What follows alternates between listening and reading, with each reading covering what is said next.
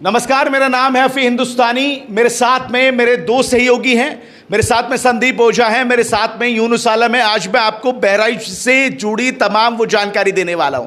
बड़ी खबर ये आ रही है कि बहराइच में जो दंगे हुए उनके आरोपी 5 आरोपियों को गिरफ्तार कर लिया गया है। खबर ये भी है कि एनकाउंटर किया गया, वहां पर 2 लोगों को गोली लगी है, हालांकि अभी उनका इलाज चल रहा है। 5 लोगों को गिरफ्तार कर लिया गया। इससे पहले सूबे के मुख्यमंत्री योगी आदित्यनाथ पीड़ित परिवार के लोगों से मुलाकात करके आए थे। रामगोपाल, जिसकी इस पूरे दंगे में जो है मौत हो गई थी, और अब एक बड़ी कार्रवाई पुलिस की तरफ से देखने को मिल रही है। संदीप, ये बड़ी कार्रवाई पुलिस की तरफ से है, आप इस कार्रवाई को कैसे देखते हैं? 5 लोगों को गिरफ्तार किया, 2 को गोली भी मारी है। आरिफ, देखिए, अपने देश में ऐसा नहीं है कि पहली बार है कि धार्मिक कार्यक्रमों का आयोजन हो रहा है। और ये धार्मिक कार्यक्रमों में आपने बहुत बार देखा होगा, आपने ग्राउंड रिपोर्टिंग की है, पहले भी देखा होगा कि राइट्स होते रहते हैं। लेकिन ये देश का दुर्भाग्य है कि मुस्लिम कम्युनिटी अगर कोई यात्रा निकाल रही है या हिंदू कम्युनिटी यात्रा निकाल रही है तो उस दौरान इस तरीके का दंगा हो जाए। हमारे देश का दुर्भाग्य है, गड़बड़ क्या है, आप इस बात को पहले समझो। धार्मिक यात्राएं गलत नहीं होती हैं। यात्राओं के दौरान जो हो रहा है ना, जिस तरीके की घटनाएं बढ़ रही हैं और इसको बढ़ाने जो राजनीतिक पार्टी है इसको बढ़ावा दे रही है, ये बड़ा गड़बड़ है। जो उस दिन मूर्ति विसर्जन के लिए यात्रा निकाली गई थी, उस यात्रा को रोकना भी बहुत बड़ा पाप था, बहुत गलत काम था। उस लड़के ने जो छत पे चढ़ के जो काम किया, जिसको गोली लगी, रामगोपाल मिश्रा जिसका नाम बताया जा रहा है, वो छत पे जो झंडा उतारा वो भी गलत था, लेकिन गोली मारना भी गलत था। किसी की हत्या करनी भी गलत थी। उसकी हत्या कर दी गई, उसे मार दिया गया। अभी मैं थोड़ी देर पहले किसी चैनल में डिबेट देख रहा था, उसमें समाजवादी पार्टी के कोई एक प्रवक्ता हैं, वो ये बयान दे रहे थे कि जिसको गोली मारी गई वो आतंकवादी है। कैसे हो सकता है आतंकवादी कोई? जो गोली मारा वो आतंकवादी है कि नहीं है, मैं इस डिबेट पे पढ़ने नहीं चाह रहा हूँ। जिसको गोली लगी वो आतंकवादी कैसे हो सकता है? धार्मिक कार्यक्रम में इस तरह के राइट्स होने, हमें सौहार्दपूर्ण माहौल में रहने की आदत डालनी चाहिए। अगर किसी की धार्मिक यात्रा निकल रही है तो उसको इज्जत देनी चाहिए, ना कि। संदीप, आपकी सारी बात ठीक है। आपको नहीं लगता कि जिस दिन ये पूरा मामला हुआ, जिस दिन ये हिंसा हुई, वहां पर पुलिस उस दिन एक्टिव नहीं थी? पुलिस प्रशासन यहां पर गैर जिम्मेदारान उनका रवैया नहीं देखने को मिला? ऐसा नहीं लगा आपको कि पुलिस की वहां पर सुस्ती नजर आई? आरिफ, एकदम सही बोल रहे हो। ये जब घटना घट जाती है, जब इस तरह के राइट्स हो जाते हैं, उसके बाद पुलिस जाके एक्टिव होती है। जो यात्रा निकाली गई मूर्ति विसर्जन के लिए, ऐसा नहीं था कि प्रशासन को जानकारी नहीं रही होगी और उस एरिया से निकाली जा रही थी जहां मुस्लिम बहुल एरिया था, तो वहां से पहले अलर्ट होना चाहिए था, क्योंकि इस तरीके की घटनाएं होती रहती हैं हमारे राज्य में। ये कोई नई बात नहीं है जिला प्रशासन के लिए और हमारे राज्य सरकार के लिए। तो उनको इस चीज़ को लेकर अलर्ट होना चाहिए था, पहले से ही इतनी मुस्तैदी रखनी चाहिए थी ताकि नकेल कस सके, ऐसी घटना न घट सके, यात्रा को न रोका जा सके, चाहे वो यात्रा किसी भी धर्म की हो। और जो गोली मारी गई उसको जस्टिफाई करना किसी पॉलिटिकल पार्टी के द्वारा, मैं समझता हूं कि उस पॉलिटिकल पार्टी की या उस नेता का दिमाग खराब है। आज वो देश को किस माहौल में ले जाने की कोशिश कर रहा है, हम किधर वापस जा रहे हैं। इस पे अगर कहीं आग लगी है तो हमें वहाँ पानी डालने का काम करना चाहिए, ना कि वहाँ जाके घी डालने का काम करना चाहिए और डिवाइड एंड रूल करना चाहिए कि भैया 2 कम्युनिटी डिवाइड हो जाए, चुनाव आने वाला, हमें इसका फ़ायदा उठाना। जैसे आपने शुरू में प्रोग्राम किया था आरिफ, तो उस समय आपने एक इंट्यूशन जाहिर की थी कि शायद ये कहीं चुनाव के लिए तो इस तरीके से नहीं हो रहा। अब सवाल खड़ा हो रहा है कि ऐसे ही चीज़ों पर सवाल खड़ा होता है यार अफी, कि वाकई में हमारे देश की पार्टियां सिर्फ राजनीति करना जानती हैं। जहां तक पुलिस प्रशासन की बात है तो पुलिस प्रशासन की इसमें लापरवाही रही है। अगर समय रहते कंट्रोल कर लिया जाता चीज़ों को तो शायद आज ये नौबत नहीं देखनी होती। देखिए, 2-3 चीज़ें पहले मैं क्लियर कर देता हूं। पहली चीज़, जब ये हिंसा हुई तो 2 वर्जन आए। पहला वर्जन ये कि वहां पर जो यात्रा चल रही थी, जिसको मूर्ति विसर्जन यात्रा हम कह रहे हैं, उसको रोकने की कोशिश की गई, जिसकी वजह से ये पूरा बवाल, कहासुनी जो हुई, कहासुनी से शुरू होकर बवाल में कन्वर्ट हुआ। दूसरा वर्जन ये आया कि एक जिसका डेथ हुई है, जो लड़का जिसका मौत हुई है, उसने एक मुस्लिम के घर पर जाके हरा झंडा उतार के भगवा झंडा जो है लहराने की कोशिश की गई, और साथ ही साथ कुछ ऐसे आपत्तिजनक बयान, माफ कीजिए, ऐसे आपत्तिजनक गाने बजाए गए जिससे मुस्लिमों में रोष पैदा हुआ, जैसे कि आप पाकिस्तान भाग जाओ। इस तरह के 2 वर्जन है। दोनों वर्जन हमने आपको दिखाएं। सत्यता क्या है हम आपको भी नहीं बताएंगे, लेकिन वर्जन दोनों है। साथ ही साथ आ रहा हूं 1 सेकंड में संदीप आपके पास में, एक और वर्जन यहां पर चल रहा है, इसके भी 2 वर्जन है। 5 लोग गिरफ्तार किए गए।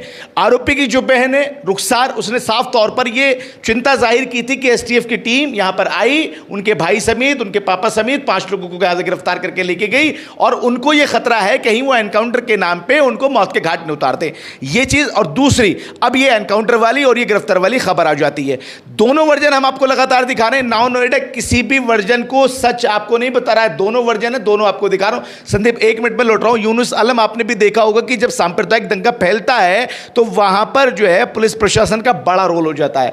अमिताभ यश को भेजा जरूर गया मुख्यमंत्री ने, लेकिन ऐसा नहीं लगा कि देर हो गई जाते जाते वहां पर अमिताभ यश को भेजने के लिए। जब अमिताभ यश को वहां पर भेजा गया, चीफ को भेजा गया, तब तक देर हो गई थी। लेकिन इससे पहले जो सांप्रदायिक माहौल था वह खराब हो चुका था। लेकिन जैसे ही एसटीएफ के जो अमिताभ यश पहुंचे हैं तो कहीं उस हद तक जाकर अब वहाँ कंट्रोल हुआ।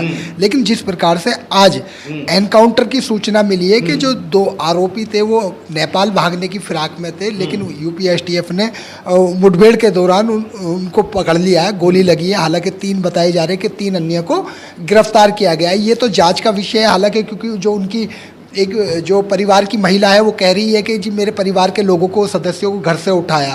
अब ये तो देखो जांच का विषय है कि उन्हें घर से उठाया या ये भागने की फिराक में थे, उस दौरान पुलिस से मुठभेड़ हुई है, इनसे क्या क्या बरामद हुआ। हालांकि फिलहाल बताया जा रहा है कि उन दोनों को अस्पताल में भर्ती करा दिया जहाँ उनका इलाज चल रहा है।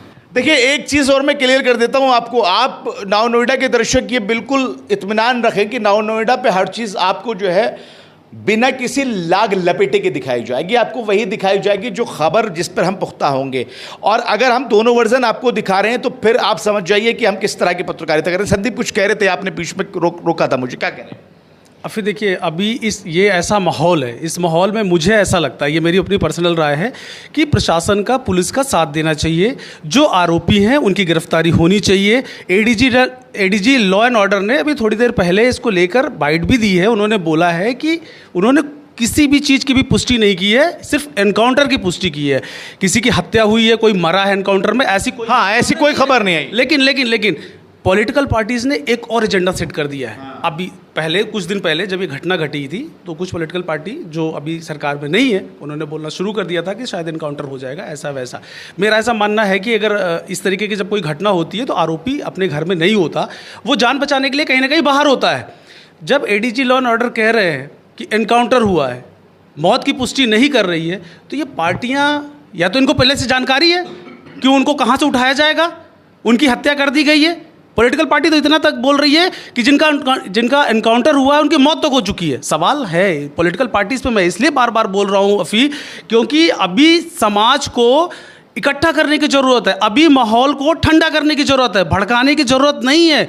ये समय है जब सभी पॉलिटिकल पार्टी को साथ देना चाहिए। बाद में भी इस पर पॉलिटिक्स की जा सकती है, ये वक्त नहीं है। अगर अभी किसी ने आग में घी डालने का काम किया तो ये नहीं रुकने वाला है, ये चीज़ और फैल जाएगी, बढ़ जाएगी, कोई रोक नहीं पाएगा इसको। देखिए, बिल्कुल सही बात है कि इस वक्त जो है सरकार का और पुलिस प्रशासन का साथ दीजिए। एक और बात मैं आपको बता देना चाहता हूं, जो आरोपी हैं, जो पकड़े गए हैं, जिन्होंने गोली चलाई, जिन्हें रामगोपाल का कत्ल किया, गोली मारकर हत्या की, वो आरोपी हैं, सजा के हकदार हैं, बिल्कुल हैं। और उनको सजा मिलनी भी चाहिए, तभी जाकर हिंदुस्तान का लॉ एंड ऑर्डर कंप्लीट होता है, तभी जाकर कानून व्यवस्था बनती है। साथ ही साथ अगले दिन जिन लोगों ने वहां पर तोड़फोड़ की, आगजनी की, शोरूम जलाए, वो भी दोषी हैं। हम यहां पर किसी को भी एक तरह से किसी की हिमायत करने नहीं बैठे हैं, दोषी दोनों बरकरार हैं। यूनुस आलम, एक और सवाल मैं आपसे पूछना चाहता हूं।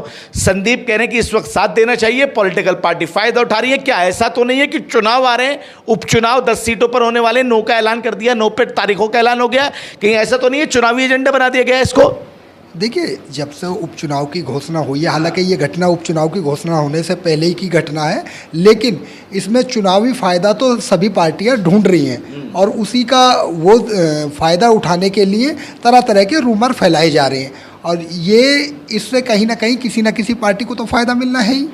लेकिन जो लॉ एंड ऑर्डर है उसको दुरुस्त करना चाहिए। जो कोई भी अपराधी हो या कोई भी इस प्रकार की घटना को अंजाम देता है, अपराधी अपराधी है, और या जो भी हिंसा फैलाने की कोशिश करता है या सांप्रदायिक माहौल खराब करता है तो उस पर कड़ी से कड़ी कार्रवाई होनी चाहिए। ठीक है, फिलहाल अपडेट बता रहा हूँ, 5 लोगों को गिरफ्तार किया है, बहराइच दंगे पर बड़ी कार्रवाई की गई है। और इस वक्त अगर बड़ी कार्रवाई की गई है तो होनी भी चाहिए, क्योंकि वहां पर माहौल को ठंडा करने की जरूरत है, वहां पर सद्भावना, वहां पर सौहार्द, आपसी प्यार बनाने की जरूरत है। संदीप, आखिरी बात छोटे से वर्डों में बता दीजिए, क्या कहना चाहेंगे पूरे प्रकरण पर और क्या होना चाहिए?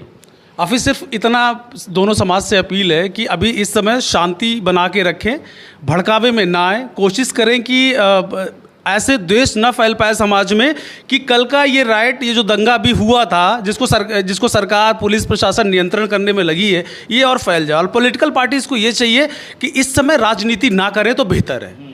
चलिए, बहुत बहुत शुक्रिया आपका, बहुत बहुत धन्यवाद आपका संदीप ओझा, यूनुस आलम आपका भी बहुत बहुत धन्यवाद। तो मैं आपको बता रहा था किस तरह से 5 लोगों को गिरफ्तारी की गई है और बहराइच में जो कुछ घटनाएं घटी उसको लेकर अब बड़ी कार्रवाई की जा रही है। पुलिस पूरे मूड में है, आदेश ऊपर से आ चुके हैं, लॉ एंड ऑर्डर को बिल्कुल सही ढंग में लाने की और सही दिशा में लाने की कवायद चल रही है। अब देखना यह होगा कि इन पर किस तरह की कार्रवाई होती है, आगे क्या खबर आती है। लगातार पल पल की अपडेट मैं आपको देता रहूंगा। आप नया नोएडा चैनल के साथ में जुड़े रहिए। दीजिए इजाजत, नमस्कार, आदाब।